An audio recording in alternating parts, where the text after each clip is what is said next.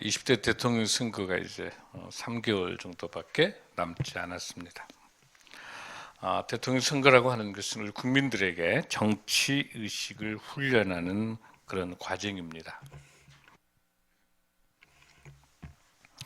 특히 우리 크리스찬들에게 있어서의 이번 대통령 선거를 임하는 우리의 마음의 자세는 그 어느 때보다도 중요한 시기입니다.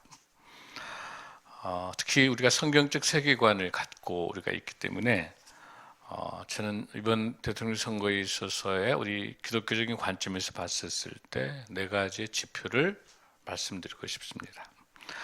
가장 먼저 생태 문명으로 봐야 돼요. 기후 변화와 이 코로나 팬데믹 현상 속에서 전 세계적으로 가장 중요한 키워드가 될 수 있는 것이 바로 생태계 위기, 생태 문명으로 볼 수가 있습니다. 그다음에 우리나라가 가지고 있는 지정학적 위치에서 평화 통일에 대한 이 문제, 특히 우리 청소년과 우리 청년들 다음 세대들이 살아야 할 시대는 통일 시대이기 때문에 어떻게 평화적인 통일을 가질 것이냐라고 하는 것들이 중요한 이슈가 될 수 있을 거고요. 그다음에 우리가 이제 신자유주의에 의해서 우리 사회가 양극화가 됐어요. 그래서 어떻게 하면 경제적인 정의를 가져서 우리 힘들고 어려운 우리 이웃들이 없이 골고루, 그리고 특히 우리 청년 취업뿐만 아니라 우리 청년들이 희망을 가질 수 있는 그런 나라, 경제적인 정의가 중요한 시기라고 봅니다. 그리고 또 하나는 민주적인 개혁, 그 나라가 얼마나 민주적이냐라고 하는 것들을 보고, 이 네 가지 지표를 보고 이번에 대통령 선거를 선정할 때 후보들을 잘 봐야 될 거예요.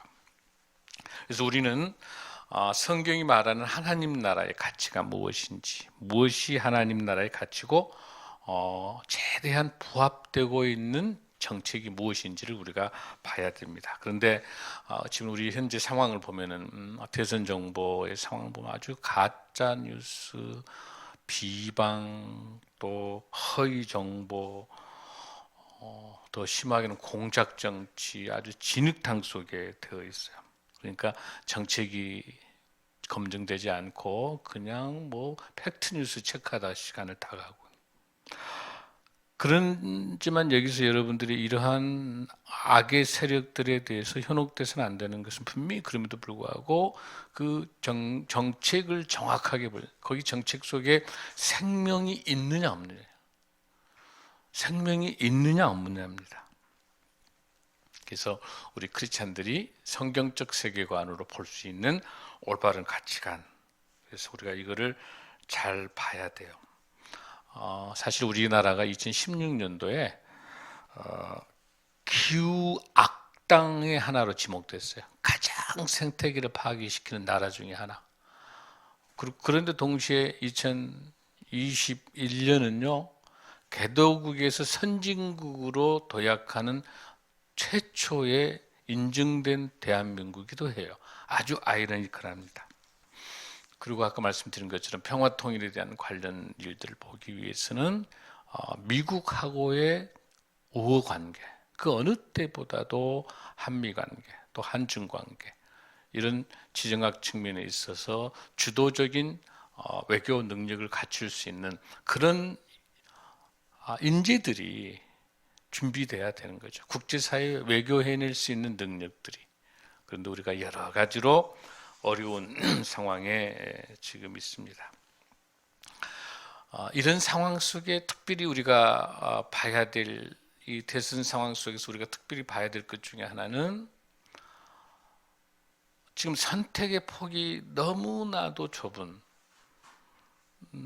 차선을 택할 수밖에 없는 그런 상황이긴 합니다만은, 지금이라도 우리 한국 교회는 일러퍼스 같은 영국의 위대한 정치가를 키워낼 수 있는 크리스찬 정치 아카데미를 통해서 다음 세대들이 이 나라 이 민족을 책임질 수 있는 정치, 경제, 사회, 문화, 특히 정치 지도자가 지금 준비되지 않으면 인구 0.84명, 출산율 최하위에서 그대로 앞으로 50년 후에 없어질 가능성이 있는 대한민국, 최고의 위기 속에 있을 때 하나님의 사람을 지금 키워내지 못하면 큰 위기에 옵니다. 이제 마지막 데드라인에 와 있어요.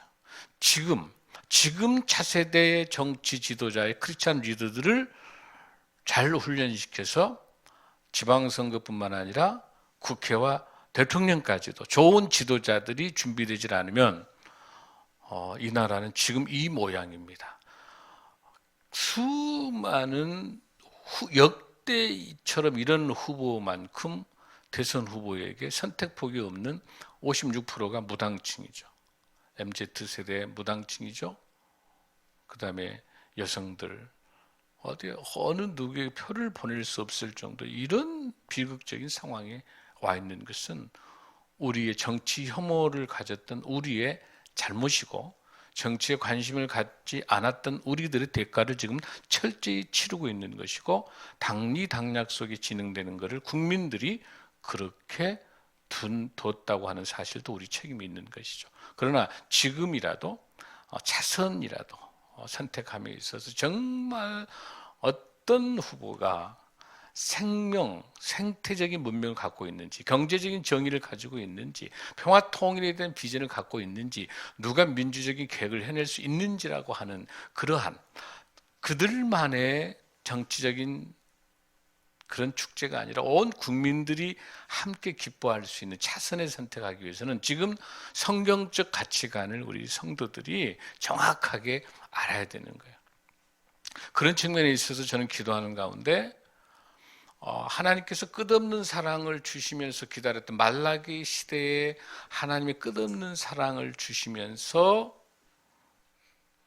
그렇게 기다렸음에도 불구하고 하나님을 멀리 떠났던, 배신했던 그 이스라엘 백성들의 그런 모습을 통해 너무 안타까우셔서 400년 동안 침묵으로 계시는 신약과 구약, 말라기와 마태복음까지의 중간기, 이 400년의 침묵기, 이 기간을 하나님께서 아무 말씀 안 하시고 계시는 것, 그 하나님의 가슴 아픈 그 끝없는 사랑을 느끼는 저와 여러분이 되어야 될 줄로 믿습니다.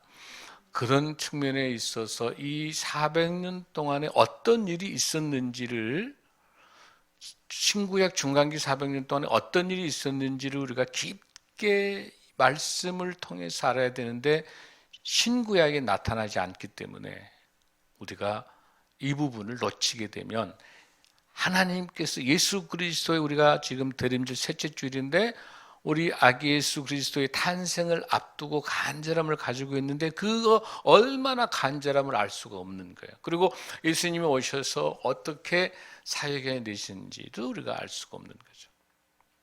그런 측면에 있어서 지난주에는 제가 말씀드렸던 것처럼 바로 알렉산더에 의해서 헬라 제국이, 그래서 알렉산드리아 도서관을 통해서 셉타진트라고 하는 70인역 성경의 번역에 대한 이야기를 지난주는 드렸었죠. 우리 손에 오기까지, 성경이 우리 손에 오기까지 얼마나 하나님의 사랑이 끝없는지. 근데 오늘 이 시간에는 특별하게 두 번째 주제를 한번 보고 싶습니다. 바로 뭐냐면 신약 시대에 계속해서 거론되고 있는 거, 바로 바리새파, 그다음에 사두개파, 에세네파, 또 젤렛당, 열심당, 이런 분파가 많이 있는데 이게 지금 구약에 나타나지 않기 때문에 신약에 와서 끊임없이 바리새인 이야기 많이 나오지. 예수님하고의 논쟁 속에서 사두개인들 나오는데, 이 배경에, 이 중간사에 대한 배경을 저는 갖고 있지 않으면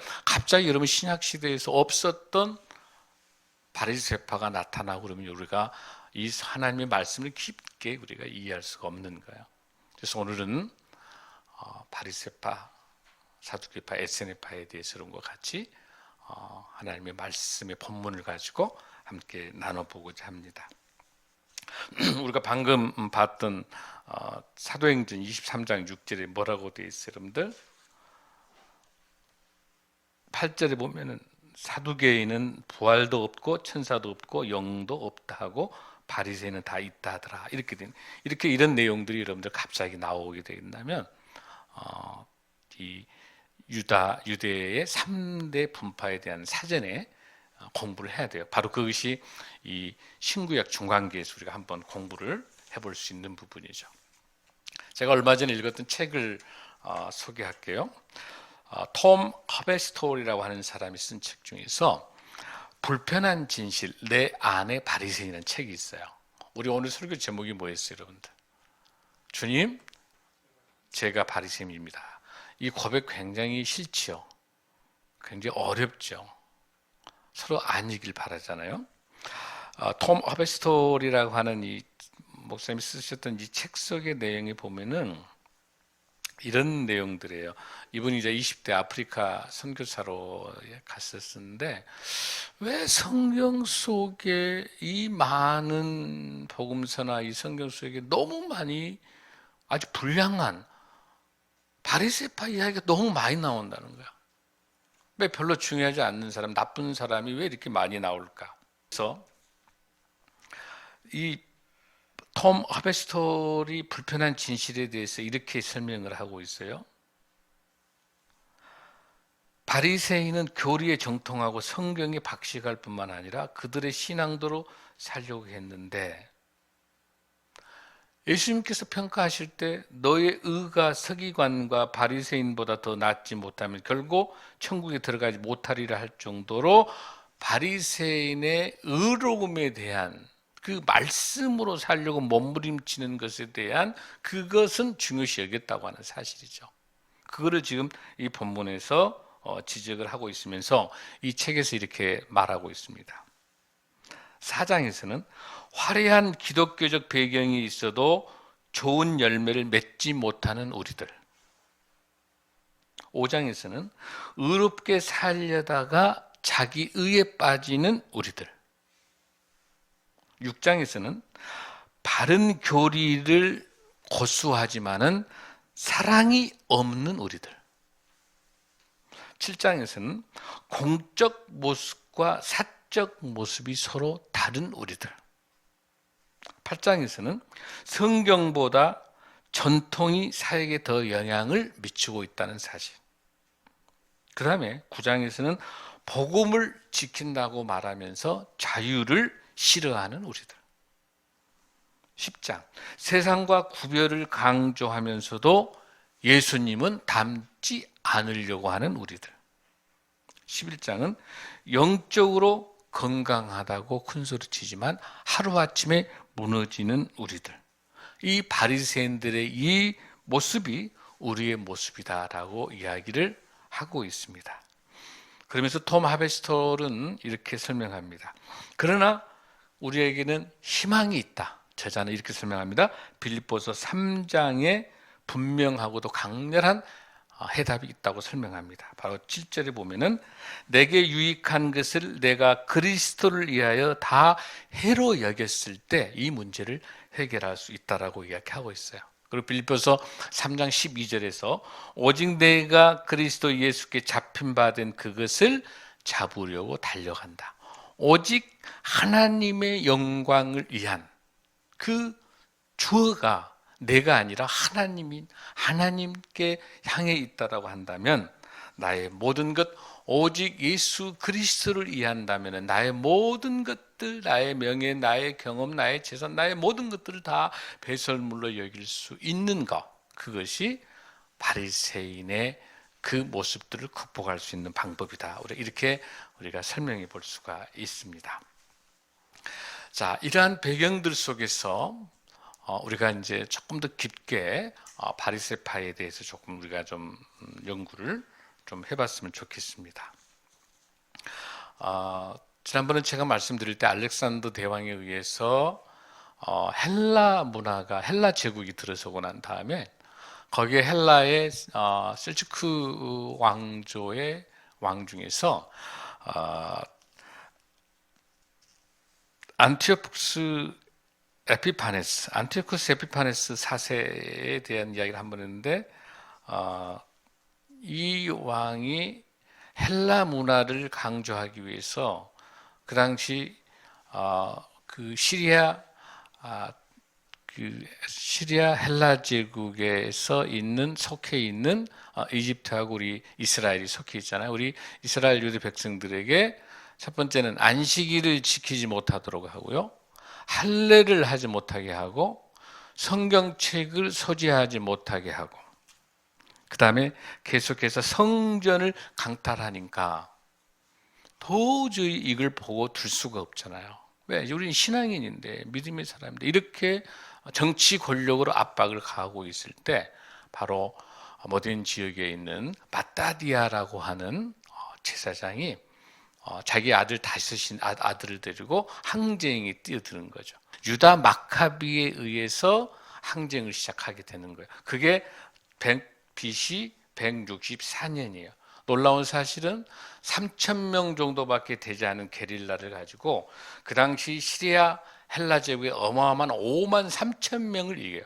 그래서 그 전쟁을 통해서 이 유다 마카베에 의해서 이제 그 항쟁을 하게 되는 것이죠. 그리고 난 다음에 성전에 더러웠던 성전들을 다 깨끗하게 씻어내는 거. 그걸 뭐라 불렀죠, 여러분들? 수전절, 하누카라고 불렀잖아요. 지금도 이스라엘은 그 하누카를 명절로 잘 보내고 있는 것이죠.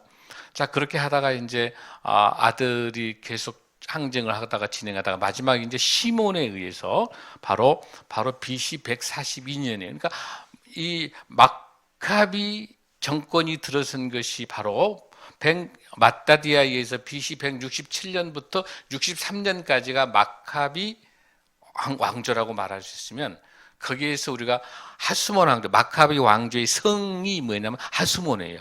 그 왕조의 이름을 따서 하스몬 왕조가 바로 시몬이라고 하는 BC 142년부터 시작이 되는 것들. 왜 중요하냐면 BC 586년에 뭐가 멸망했어요, 여러분들?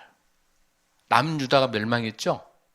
남유다가 BC 586년에 멸망한 다음에 최초로 독립국가로 계속 바벨론 포로, 페르시아의 포로 식민지 생활하다가 최초로 독립국가를 만드는 것이 바로 BC 142년 그 하스몬 왕조라고 하는 이스라엘, 굉장히 역사적으로 중요한 유일한 독립국가인 거예요. 그러니까 굉장히 중요한 거예요. 그러다가 이제 시몬이 이제 죽게 되면서 바로 아들 요한 힐카누스라고 하는 그 아들이 있어요. 그 아들이 이제 하스몬 왕조가 들어서게 됐던 거예요. 제 1대 왕이 되면서 굉장히 아버지의 그런 무술 용맹이 뛰어나가지고 어디까지 이제 진출을 하게 되냐면은 다윗의 왕의 그 영토까지 극복한다는 그런 의미로 전투를 하게 돼요. 그래가지고 바로 페트라라고 하는 지역, 그러니까 이두메, 에돔 지역까지 가가지고 모압 암몬 에돔 지역까지 가가지고 그곳에서 죽을래 아니면 너 유대교를 개종할래? 그래가지고 이두메까지도 바로 나중에 이제 헤롯하고 연결되는데 거기서 헤롯 왕가가 그렇게 해서 유대교를 개종하게 돼요. 누구에 의해서? 여기 나타나 있는 그 요한 밀카누스에 의해서. 굉장히 중요한 인물이 되는 거죠. 그래서 31년 동안 통치를 하면서 본인은 나는 사두개파다 이렇게 자기를 자부하고 있어요. 그러다가 요한 밀카누스가 이제 죽고 난 다음에 아리스토툴루스라고 하는 이제 그 아들에게 정권이 넘어갔는데 얼마나 악랄하냐면 자기 어머니하고 아들 셋을 다 감옥에다 집어넣고 난 다음에 어머니는 감옥에 있다 죽게 된단 말이에요. 그러고 난 다음에 넷째 동생은 죽여요. 그러고 난 다음에 그 넷째 동생을 죽인 그 고통 속에 아픔이 돼가지고 창자가 썩어서 1년 만에 죽어요. 그러니까 죄지면 오래 못 사는 거예요. 그러고 난 다음에 거기 결혼을 했었던 알렉산드리아 살로메라고 하는 그 결혼했던 그곳에서 남편이 이제 죽고 이 알렉산드라 살로메가 거기 지금 감옥에 들어갔었던 시동생 3명을 석방시켜요. 자기 남편은 이제 그 독재 남편은 죽었으니까 석방시켜가지고 14살이나 연하된 그 중에 제일 장남, 제일 큰 알렉산드라 야네우스라고 하는 이 시동생하고 결혼하게 돼요. 그래서 이 야네우스가 왕이 되는 거예요. 근데 여기서 하스몬 왕의 특징 중에 하나는 제사장과 왕이 겸직하고 있는 거죠. 근데 문제가 발생하는 거예요. 여기 나타나는 알렉산더 야네우스는 괜찮아요. 지금 제사장 왕으로서는 괜찮은데 제사장에 있어서 문제가 발생하는 거예요. 여러분 레위기 21장 14절 15절에 보면은 자기 백성 중에서 처녀를 취하여 아내를 삼아 그의 백성 중에서 속되지 않게. 그게 뭐냐면 제사장이 되기 위해서는 반드시 처녀하고 결혼해야 돼. 근데 누구 여기서 이 알렉산드르 살로메는 과부잖아요. 그러니까 과부하고 결혼하게 되면은 왕은 가능하지만은 여기 있는 하스몬 왕조는 왕하고 누구하고 제사장하고 겸직하고 있기 때문에 이게 안 되는 거야. 있을 수가 없어요. 그래서 여기서 그 경건했던 사람들, 하시딤이라고 하는 그런 경건한 사람들이 이제 세 파트로 나눠져. 자, 결혼해도 좋다라고 하는 파가 사두기파예요. 여기는 지극히 현실적인 사람이에요. 그리고 안 된다. 이거는 율법에 어긋난다. 그래가지고 그날 초막절날 이 야네스가 알렉산더 야네우스가 초막절날 올라가는 걸 보고 그 야자수 나무를 가지고 있다. 그걸 다 던지면서 야네우스를 비방하는 거예요. 우리는 안 된다. 우리 죽어도 안 된다. 그래서 바리새인들을 갖다가 800명을 십자가에 처형을 해요. 그리고 그 가족들까지 해서 6,000명을 몰살시켜 야누스가. 그러니까 이 사건이 하시디면 경건한 사람들이 우리가 방금 이야기했던 마카비 정권을 가지고 있다가 지나치게 정치적으로 마카비 정권이 가고 있으니까 거리를 두었었던 이 바리새파들이 이렇게 끝까지 이 문제 왕이 과부하고 결혼한 걸 문제를 삼는 것이죠. 이렇게 해서 바리새파와 사두개파와 이 파들이 이렇게 나눠지게 된 배경이 여기서 등장하는 거예요. 이 사건. 그 이후로 이제 알렉산더 야누스 이후로 이제 힐카누스로 해서 아들, 이거는 이제 나머지 여러분들 이렇게 해서 나중에는 결국은 로마의 폼페우스에 의해 가지고 방금 얘기한 마카비 이 정권이 이제 끝나면서 동시에 하스몬 왕조가 끝나고 다시 헤롯 분봉왕에 의해서 결정이 되게 돼 있어요. 바리새파, 사두개파, 에세디파를 우리가 구별했으면 좋겠어요. 그러니까 이 바리새파, 사두개파, 에세네파가 처음으로 등장하게 된 것이 요한 힐카누스라고 하는 하스몬 왕조 때 처음으로 이 파가 나타나게 된 거예요. 그러면서 자 바리새파는요, 히브리 중에 파라시라고 하는 이 단어에서 왔어요. 파라시라고 하는 이 단어는 무슨 뜻이냐면 구별하다라고 하는 그런 뜻이에요. 그리고 주로 이 바리새파는 율법학자들 그리고 아주 유대인들 중에서 지도자들을 우리가 말할 수 있는 거죠.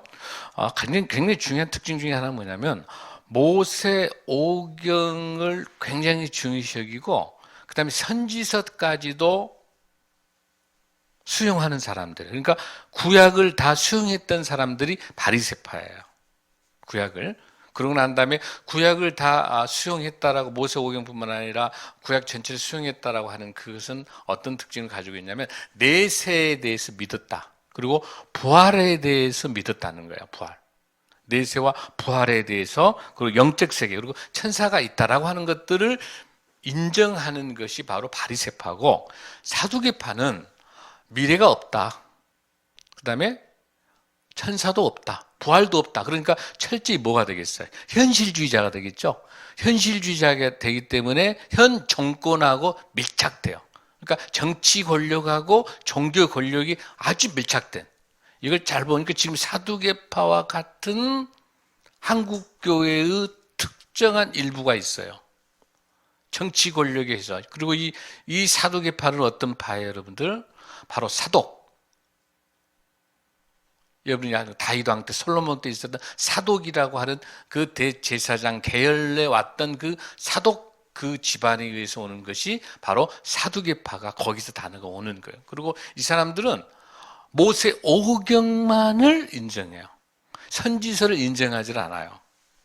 그리고 철저하게 이 사독파들은 기득권을 가지고 있는 정치 권력과 밀착되어 있어요. 그게 사두개인이에요. 근데 여러분 놀라운 것은 뭐냐면 신약 성경에 보면은 바리새파라고 하는 바리새인에 대한 이야기는 무려 100번이나 나와요. 100번. 그러나 사두개인이라는 이야기는 14번밖에 안 나와요. 그러니까 주로 예수님께서 누구하고 이야기를 많이 하죠? 바리새인하고 이야기를 많이 하고 있는 거죠. 자, 그 중에서 에세네파는요, 에세네파는 바리새파하고 연결되는데, 방금 이야기한 것처럼 이렇게 정치 권력하고 이렇게 밀착되어 있으니까 바리새파는 생활 현지에서 살면서 율법을 지키고 경건하게 살아가도록 그렇게 되어 있는데, 에세네파는 같은 하시딤에 온 사람이긴 하지만은 너무나도 정치 권력과 종교 권력이 밀착되는 것이 너무 추한 거예요. 그래서 나는 이렇게 살지 않겠다라고 하고 사막으로 가요. 수도원 생활하게 되는 거예요. 그래서 사해가 있는 그 지역, 쿰란이라고 하는 그런 지역 쪽으로 가게 돼요. 그게 에세네파, 에세네파라고 하는 단어는 아주 경건하다라고 하는 그런 지역인데, 그러면서 그리스어에 바로 나타나는 호이스토스라고 하는 거룩이라는 단어에서 나오는데, 이건 어떻게 발견되냐면, 이건 똑같아요. 모세 오경도 인정하고 똑같이 선지서를 다 인정해요. 누구하고 같아요? 바리새파하고 같아요. 에세네파는 같은 상황이에요. 똑같이 내세도 인정하고 부활도 인정하고 사후세계도 다 영적 세계를 인정하고 있어요. 그런데 중요한 것 중에 하나 있어요. 바로 그 양을 잃어버려가지고 그 양을 찾기 위해서 베두인 목동들 둘이가 가다가 그 동굴 같은 데가 있기 때문에 양을 잃어버리고 난 다음에 돌을 하나 딱 던졌어요. 그랬더니 땡그랑 이렇게 소리가 나고, 또 하나는 소리가 안 나. 이상하다 하고 거기 들어가 보니까 항아리 속에가 데드시 스크롤이 뭐냐면 사해 사본이 들어있는 성경이. 이게 바로 1947년도에 발견된 거니까 바로 2000년 전에 있었던 사해 사본이 발견된 거예요. 그런데 그걸 그 당시 그 목동들은 그 값어치를 별로 모르고 그 동네에다가 이 베두인 두 명이 이걸 팔았어요. 아주 형편없는 가격으로. 현 시가를 계산하니까 우리나라 돈으로 한 3만 원 정도 그렇게 팔았어요. 그러다가 나중에 이게 이제 잃어버린 그 사회 사본을 통해 나중에 이제 이게 학자들에 의해 가지고 발굴돼서 최종적으로 이게 양피지하고 파피루스로 구성되어 있는 그런 내용들인데, 이걸 다시 여기 안에가 놀라운 것은 뭐냐면 이사야서 전 분야가 다 들어 있고요. 찬송도 다 들어 있는 거예요, 이 내용에서. 그래서 이걸 우리가 말해서 소위 쿰란 공동체, 에세네파, 우리가 그렇게 이야기하고 있어요. 바로 여기서 이제 젤렛 땅이라고 이야기하는 게 있는데, 열성파들 바로 이렇게 하다가 AD 70년대 로마에 의해서 정복당할 때 바로 마사다 전투에서 마지막까지 그 전투를 지키다가 순교하게 되는 거죠. 바로 그게 에세네파라고 우리가 말할 수 있는 거죠. 근데 여기서 우리가 문제가 되고 있는 거는 바로 바리새파에 대한 부분이에요. 우리가 이제 바리새파 같은 경우를 보면 본인들의 신앙에 대한 것들을 잘 지키고 중요한 건 있지만은 그 예수님하고 계속 대립했던 것은 그 본질을 놓쳤던 건데, 바리새인과 사두개인들이 뭉쳐서 서로 같이 대립하고 있을 때도 있고 뭉칠 때가 있는데, 어떨 때만 뭉쳤냐면은 예수님을 십자가에 돌아가시게 할 때는 뭉친 거예요. 그러니까 이해관계가 딱 떨어진 거죠, 여러분들. 이런 경우에 또 헤롯 땅하고도 뭉치는 경우가 있죠. 헤롯은 정치 권력을 쥐고 있기 때문에 예수님의 유대 왕이라고 하는 예수님이 새로운 메시아로 나타나면 안 되기 때문에 헤롯 땅 입장에서는 예수님이 죽어야 되고, 또 바리새인 입장에서는 어떤 입장이에요? 본인들이 가지고 있는 종교적인 계속해서 자기는 종교적인 것들을 가지고 율법주의화되고 있는 이런 것들에 대해서 계속 우리 예수님께서는 어기고 있죠. 중요한 거는 이 율법주의가 아니라 예수님은 뭐예요? 그 율법 자체에 들어있는 진정한 사랑이 없는 율법, 형식적인 거, 외식주의, 이런 것들을 우리 예수님께 다 타파하면서 그래서 안식일도 사람을 위해서 있는 거라는 거잖아. 그런데 안식일을 지키지 않는다고 해서 철제 율법주의자에게는 이걸 문제 삼고 있는 거예요. 계속해서 예수님하고 100번이나 계속 대립하는 것이죠. 그러니까 바리새인 입장에서도 뭐예요? 예수님을 죽이도록 마음을 먹는 거예요. 그래서 마태복음 16장 1절 4절 한번 보겠습니다. 시작. 바리새인과 사두개인들이 와서 예수를 시험하여 하늘로서 오는 표적 보이기를 청하니 예수께서 대답하여 가르치되 너희가 저녁에 하늘이 붉으면 날이 좋겠다 하고 아침에 하늘이 붉고 흐리면 오늘을 날이 굳겠다. 그들 하나니 너희가 날씨를 분별할 줄 알면, 그러니까 날씨를 분별하면서 왜 시대가 이렇게 어둡고 하는 것들 분별하지 못하느냐. 음란한 세대가 표적을 구한다. 이렇게 설명하는 거죠. 이때는 또 누구야? 바리새인과 사두개인들은 계속 하나 뭉쳐 있는 거죠. 또 여러분들 마태복음 22장 15절에 18절도 보면은 바리새인하고 헤롯 땅이 또 뭉쳐져 있는 것이죠.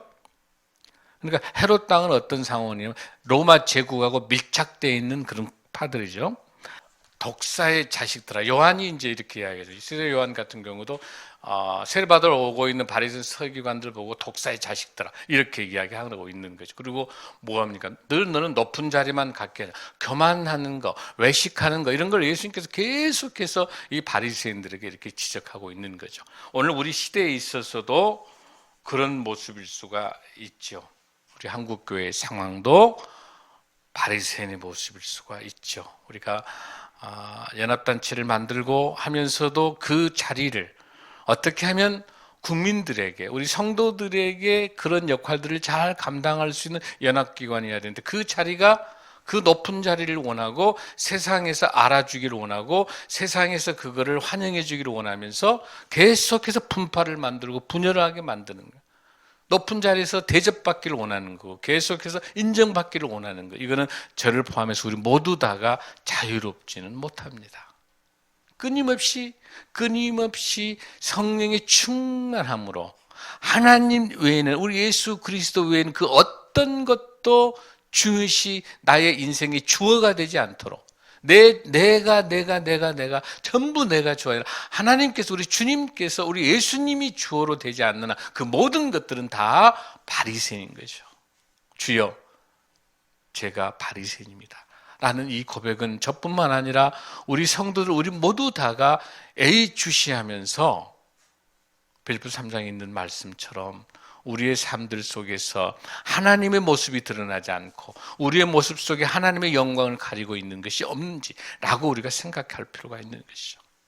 그래서 특히 우리 한국교회가 힘을 모아서 모든 연합단체에서 각각 각자가 자기의 얼굴을 나서려면서 이렇게 이 방역 문제뿐만 아니라 이런 모든 공공성, 공교회성에 해당되는 모든 일들을 공적인 영역, 이거를 사적인 영역에 흡수해버리는 이런 우를 범하지 않도록 그렇게 하기 위해서는 우리 한국교회가 하나 된 모습이어야 되고 교회가 하나가 되는 모습이고 바리새파, 사두개파, 에세네파로 나눠지는 게 아니라 오직 예수 그리스도, 우리 예수님만을 주님으로 모시는 예수님당, 예수님파, 예수파, 이런 우리 주님만 우리의 주어로 갈 수 있는 그런 삶을 사는 저와 여러분이 될 줄로 믿습니다. 우리 신생명나무 교회가, 우리 해돋는 마을 올드뷰티 핸즈가 어렵고 힘든 가운데 성탄절을 맞이해서 15일, 20일 두 번 2회에 걸쳐서 우리 쪽방촌 독거진 섬길 수 있는 것은 우리가 많이 있어서